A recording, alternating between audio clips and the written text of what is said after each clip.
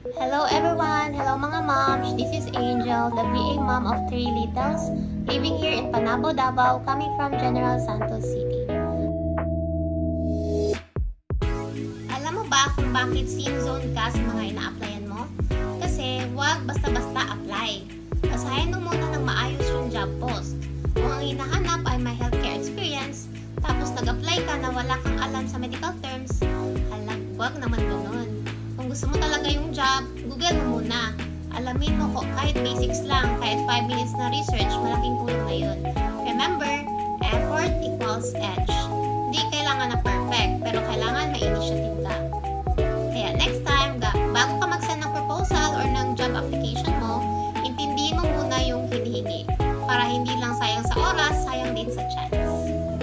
For more VA tips, mom life or family life, and product finds, follow me on all my socials.